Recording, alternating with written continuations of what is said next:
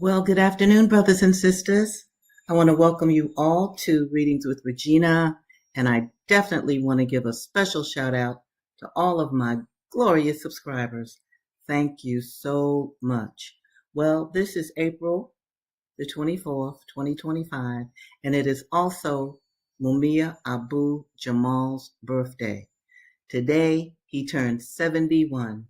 And for those of you who may not be familiar with that name, Mumia Abu Jamal, is a fantastic writer, journalist. In fact, one of the earliest books that I used in this series is his book, Murder Incorporated, Empire, Genocide, Manifest Destiny. And he wrote this along with Stephen Vittoria. Now, Mumia has been in prison for 42 years. 42 years. That is absolutely inhumane. Mumia has consistently said that he did not do the crime for which he is charged. He has been asking for a new trial. Now, let me also explain to you what else is important about Mumia. See, not only was he I keep saying was, not only is he a fabulous writer, he was also a member of the Black Panther Party for self-defense. In fact, that's where I first met Mumia, and I wrote about that meeting in my poetry book, Panther Poems, Poetry of a Sister Panther. Now, my Panther brother Mumia was also a member of the MOVE organization in Philadelphia. If you're not familiar with the MOVE organization, they are famous for being bombed. The city of Philadelphia literally bombed this Black neighborhood and let the houses burn down to the ground. Now, that was in 1985. Now, you know, my program here is pretty much dedicated to the 17th, 18th, and 19th, and even sometimes the 20th century, right? Well, these things occurred.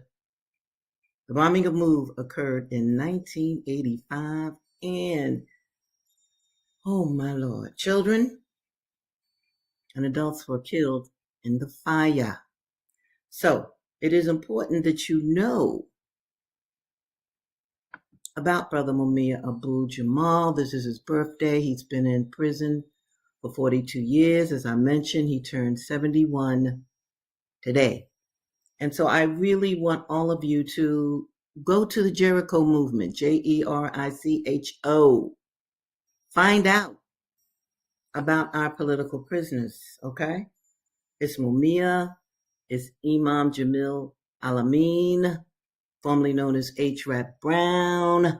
See, it is a sin against humanity, in my view, and the view of many, many other people here in America and internationally, to encage a human being for all of these decades. That is just unconscionable. But then again, when you think about some of the literature that you have heard me read here, for example, The Half Has Never Been Told, Slavery and the Making of American Capitalism, you can see that America was based on a foundation of terrible, terrible deeds that continue right up to this day. Now, I'm going to get right into the reading because I have a lot to share with you today, and I'm going to start with The Half. It's very important. Now, this episode is called The Black Revolution That Changed the World. Well, it did. All right. The San Domingue Revolution. It, in fact, did change the world because Europeans abroad and in the Americas got very scared of a major revolt here. So they seriously started considering ending the slave trade. But, now this is very important, a very important but. Yeah, they could end the international slave trade, that is, bringing Africans directly from the continent right over to the islands, right, or here to America, because by the 19th century, they had so many enslaved Africans in the Americas, and generations had gone by. So there were Black people who only knew bondage as their reality. So, yeah, they really did consider, okay, abolishing slavery, but they didn't. But let me read what Edward Baptiste has to say about this. In any case, the Haitian Revolution had already made it possible for the United States to open up the Mississippi Valley to the young nation's internal slave trade. Internal slave trade. They were breeding enslaved people. About 10 days before the Declaration of Independence in Port-au-Prince, on December 22nd, 1803, Louisiana's new territorial governor had accepted the official transfer of authority in New Orleans. American acquisition depended on the sacrifices of hundreds of thousands of African men, women, and children who, in Saint Domingue, rose up against the one social institution whose protection appeared to be written into the United States Constitution, the enslavement of African people. This reliance on the success of the Haitian Revolution was a profound irony. Jefferson, that's Thomas, that is, whose argument for diffusion relied in part on exploiting white fears of a slave revolt, did not acknowledge that Toussaint's posthumous victory. Toussaint was one of the major generals of the San Domingue Revolution, and slavery's expansion made it possible. The only voice pointing out that the Republican president was an emperor without clothes came from Jefferson's old rival, Alexander Hamilton, who wrote that, quote, to the deadly climate of San Domingo and to the courage and obstinate resistance made by the Black inhabitants are we indebted. They, in truth, Bonaparte found himself, that's Napoleon, that is, Bonaparte found himself absolutely compelled, and not by Jefferson, to relinquish his daring plan of colonizing the banks of the Mississippi. Understand that the French wanted to control Mississippi, okay? And before them, it had been the Spanish. Understand that. So that means that the Spanish and the French eradicated many of the red nations that were in this country. Even today, now, I really want you to listen to this one. This is key. Even today, most United States history textbooks tell the story of the Louisiana Purchase without admitting that slave revolution in San Domingue made it possible. And here is another irony. Haitians had opened 1804 by announcing their grand experiment of a society whose basis for citizenship was literally the renunciation of white privilege. But their revolution's success had at the same time delivered the Mississippi Valley to a new empire of slavery. The great continent would incubate a second slavery exponentially greater in economic power than the first. I'm going to stop right here, but I want to read this again. Even today, most United States history textbooks, your textbooks, those that you learned in school from, tell the story of the Louisiana Purchase without admitting that slave revolution in San Domingue made it possible. Now let me, oh my goodness, that is such a point. You see, Napoleon lost the war in San Domingue, and war costs money. So all of his money got tied up, got obliterated. I mean, France was really making a fortune from the sugar colonies in Saint Domingue. So when they no longer had that jewel that economic impetus.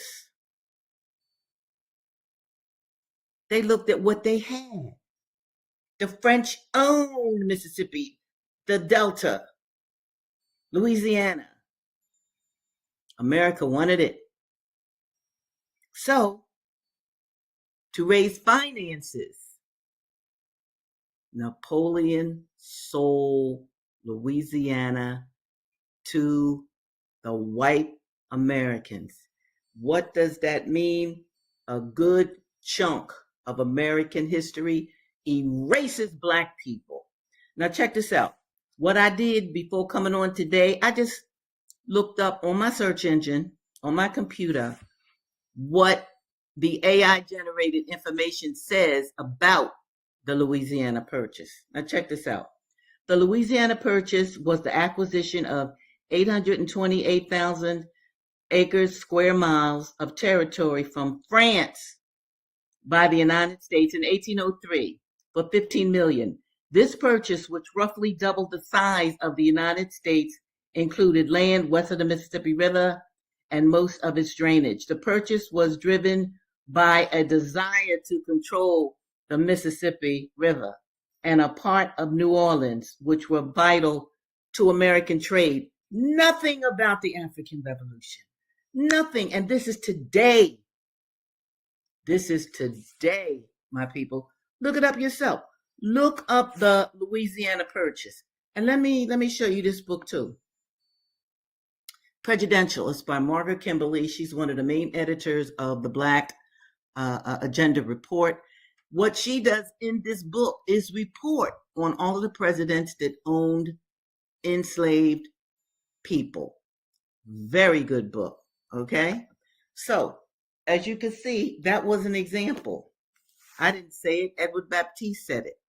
You have not been taught your true history in this country and how pivotal our history was. You wouldn't even think that Africans were necessarily here because it is the victors who wrote these history books. This is why you must read on your own and have your children read on their own as well, with you guiding them. And I'm going to say this again. I will always say this. If you don't have children, find somebody who does, who could use your help. And you help them to read and to study. Okay. Now I'm going to Blake, or the Huts of America. And we know that he was in this hut of, I think her name was Aunt Rachel and Uncle Jerry.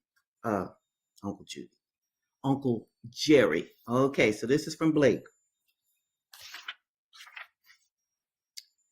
At the conclusion of the last line, a sudden sharp rap at the door startled them. When the old woman, hastening, took down the quilt, inquiring, "Who dat?" "Open the door, Rachel," was the reply in the authoritative tone from a posse of patrols. See, those were the early police in America. The patrols, and the enslaved people called them patrollers or paterollers. A posse of patrols who, on going their evening rounds, were attracted to the place by the old people's devotion and stood some time listening around the hut. "You seem to be pretty happy here, Jerry," said Ralph Jordan, the head of the party. "What boy is this you have here?" "Major Morgan, sir," replied Henry, referring to the proprietor of the next plantation above. "I don't remember seeing you before, boy." Now remember, he's talking to a grown man. "Boy," continued Jordan. "No, sir. Lately got me," explained Henry.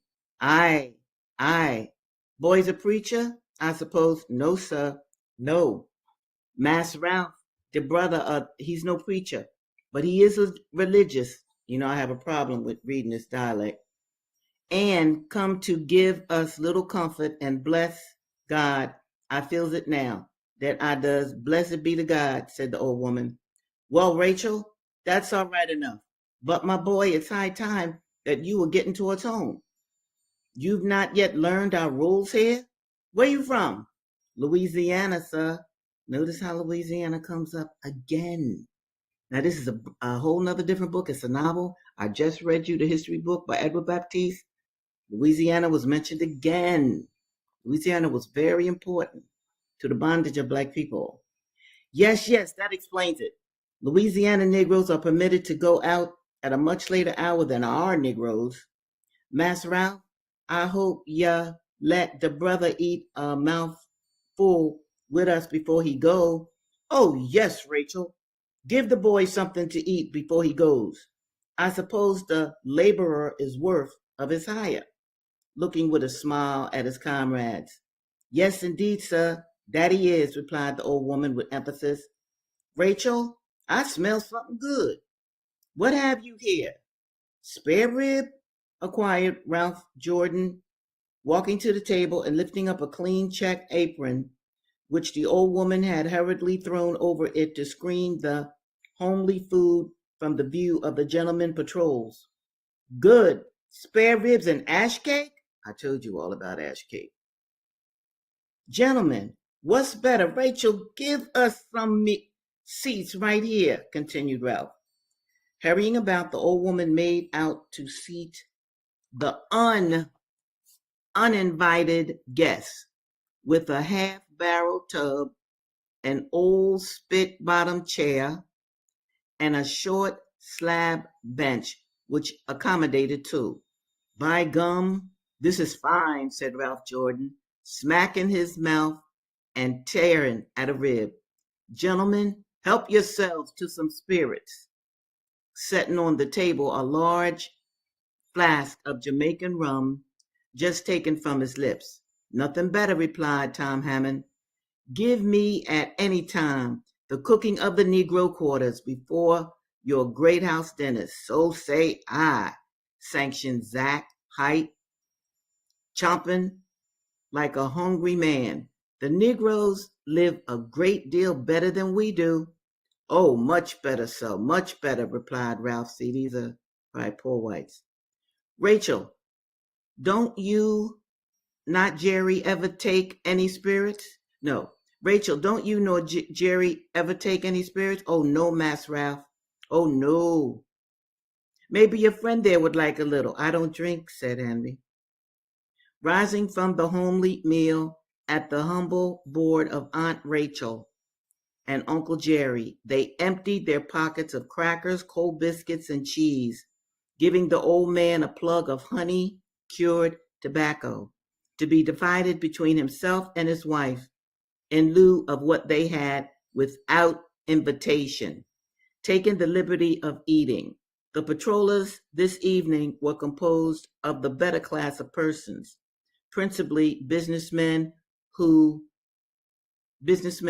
two of whom were lawyers, and went out that evening for a mere frolic among the Negroes, receiving and patting their hand, accompanied with a goodbye, honey, and bless both of you, my son, from the old people. Henry left the hut to continue his course through the forest. Hearing persons approaching, he stepped aside from the road to conceal himself. Now you see, so what these white folks would do, these white men, they would go and they would have a frolic among the Negroes. Now, how much food do you think those old enslaved people had? But they had to share it with the white folks. They had to share it with the patrollers. And remember that Blake used I'm calling him Blake, Martin Delaney, the author of that novel, he used the word uninvited twice. So therefore, patrollers could just go to any hut that they want of the Negroes, and they could sit down and have dinner, even though they were uninvited. And that, too, is another example of what? White privilege, okay? White standards. That, of course, they were better than the Negroes. You see? So they had their way with the Negroes during bondage. All right. Now we're going to our friend Frederick Douglass. This book was written in 1845. The previous book that I just read from, Blake or the Huts of America, That was written actually probably around 1858. It was published around 1860, and it was in a magazine called I think it was called the Anglo-African, something like that. Okay, so here we go.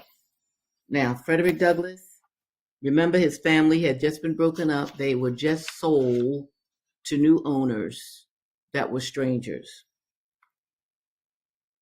The hearth is desolate. The children, the unconscious children, who once sang and danced in her presence, he's talking about his grandmother now, are gone. My grandmother gropes her way in the darkness of age for a drink of water. Instead of the voices of her children, she hears by day the moans of the dove, and by night the screams of the hideous owl. All is gloom. The grave is at the door, and now, when weighed down by the pains and aches of old age, when the head inclines to the feet, when the beginning and ending of human existence meet, and helpless infancy and painful old age combine together, at this time, this most needful time, the time for the exercise of that tenderness and affection which children only can exercise toward a declining parent, my poor old grandmother, the devoted mother of 12 children, means she was raped 12 times, is left alone in yonder little hut before a few dim embers. She stands, she sits, she staggers, she falls, she groans, she dies, and there are none of her children or grandchildren present to wipe from her wrinkled brow the cold sweat of death, or to place beneath the sod her fallen remains. Will not a righteous God visit for these things? In about 2 years after the death of Mrs. Lucretia, Master Thomas married his second wife. Her name was Rowena Hamilton. She was the eldest daughter of Mr. William Hamilton. Master now lived in St. Michael's. Not long after his marriage, a misunderstanding took place between him and Master Hugh. They were brothers. And as a means of punishing his brother, he took me, this is young Fred, he took me from him to live with himself at St. Michael's. Here I underwent another most painful separation. It, however, was not as severe as the one I dreaded at the division of property, for during the interval, a great change had taken place in Master Hugh and his once kind and affectionate wife. The influence of brandy upon him and of slavery upon her had effected a disastrous change in the characters of both, so that as far as they were concerned, I thought I had little to lose by the change. But it was not to them that I was attached. It was to those little Baltimore boys that I felt the strongest attachment. I had received many good lessons. This is how he learned how to read, from talking to the white children that would teach him, white boys, little white boys like he was, that would teach him the letters of the alphabet so that he could learn to read. I had received many good lessons from them and was still receiving them, and the thought of leaving them was painful indeed. I was leaving too, without the hope of ever being allowed to return. Master Thomas had said he would never let me return again. The barrier between himself and his brother he considered impassable. I then had to regret that I did not at least make the attempt to carry out my resolution to run away, for the chances of success are tenfold greater from the city than the country. I sailed from Baltimore for St. Michael's in the sloop Amanda, Captain Edward Dobson. On my passage, I paid particular attention to the direction which the steamboats took to go to Philadelphia. I found instead of going down on reaching North Point, they went up the bay in a northeastern direction. Notice how he is using his brain. Notice how he is looking at the water routes of these boats. Remember now, This is the 19th century. There are no cars. Okay, it's horse and buggy time here. But notice how young Fred is looking at his environment to figure out how he, in the future, is going to make his escape. I deemed this knowledge of the utmost importance. My determination to run away was again revived. I resolved to wait only so long as the offering of a favorable opportunity. When that came, I was determined to be off. All right. Love that. Now that's Fred Douglass. Now I'm going to read from the narrative, William Wells Brown. Like Fred, he is a boy child who is enslaved. And like Fred, all young William wants to do is to figure out a way to run away. Now, William's owner is now, because he's had several owners. I mean, Fred was passed around throughout the family. I noticed that the brothers got mad at each other, and one of them said, well, I'm going to take Fred from you, and took Fred to live with him. You know, they just passed these kids around like nothing. But in any event, young William is now owned by a Negro trader, a Negro speculator, which tells you that it wasn't many, but nevertheless, there were black men who were in the business of enslaving their own kind in America. Very important for you to know. And of course, let me remind you, this is a true story. It was written in 1853. After they had been to St. Louis, notice St. Louis comes up again. A few weeks, another cargo of human flesh was made up. Remember, the previous cargo had been sold off at a coffee house, you know, like Starbucks. You can get a cup of coffee and go buy a black person. Oh, Lord. There were amongst the lot several old men and women, some of whom had gray locks. On their way down to New Orleans, notice how New Orleans, Louisiana, keeps coming up. That was prime land, once owned by the French, once owned by the Spanish, and then, because Napoleon ran out of money, he sold Louisiana to America. Okay, I just want to remind you of that. On their way down to New Orleans, William had to prepare the old slaves for market. He was ordered to shave off the old men's whiskers and to pluck out the gray hairs where they were not too numerous. Where they were, he colored them with a preparation of blackening, with a blackening brush. After having gone through the blackening process, the enslaved people looked 10 or 15 years younger. William, though not well skilled in the use of scissors and razor, performed the office of the barber tolerably. After the sale of this gang of Negroes, they returned to St. Louis, and a second cargo was made up. In this lot was a woman who had a child at her breast, yet was compelled to travel through the interior of the country on foot, a coffle, on foot with the other slaves. In a published memoir of his life, William says, the child cried during the most of the day, which displeased Mr. Walker, that's the Negro speculator. And he told the mother that if her child did not stop crying, he would stop its mouth.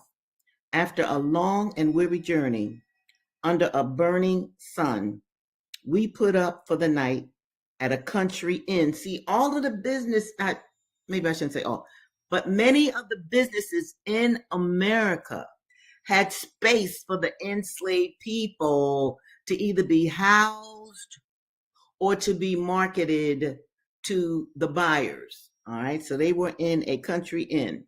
The following morning, just as they were about to start, the child again commenced crying. Walker stepped up to her and told her to give the child to him. The mother tremblingly obeyed. He took the child by one arm, as anyone would a cat by the leg, and walked into the house where they had been staying, and said to the lady, "Madam, I will make you a present of this little nigger. It keeps making such a noise that I can't bear it." "Why, thank you, sir," said the lady. The mother, as soon as she saw that her child was to be left, ran up to Mr. Walker and, falling on her knees, begged of him, in an agony of despair, to let her have her child. She clung round his legs so closely that for some time he could not kick her off, and she cried, "Oh, my child, master, do let me have my dear, dear child. Oh, do, do. I will stop his crying and love you forever if you will only let me have my child again." But her prayers were not heeded. They passed on, and the mother was separated from her child forever. Now, people, these are the origins of our ancestors. This is the way our people were treated in the 17th, 18th, 19th century. Straight up. So a foundation was laid in the Americas to abuse Black people, and it was okay. There were no laws to protect Black people. Isn't that interesting? Isn't that? And this is your history. And it is a history that some of you I know have felt, kind of shamed. Don't be that way. Face the reality of what it is our ancestors went through in order for us to be here today. And do know that nothing was ever given to us. Nothing. We fought for every little ounce of freedom or independence that we have, even today. So know where you are, people. Do not be imitating in total this American culture. Notice how often Blake, or I should say Martin Delaney, the writer of Blake, mentioned alcohol, okay? Now it's alcohol and drugs. What is that about? Now, I have nothing against people who drink. I drink myself, wine mostly. But the point is this. These people were trying to escape what they were seeing. So understand, always understand what the United States is based upon. I'm going to repeat this and then I'm going to sign off. Look here. New Orleans, Louisiana, owned by the French, owned by the Spanish, then owned by the Americans so that they could expand slavery.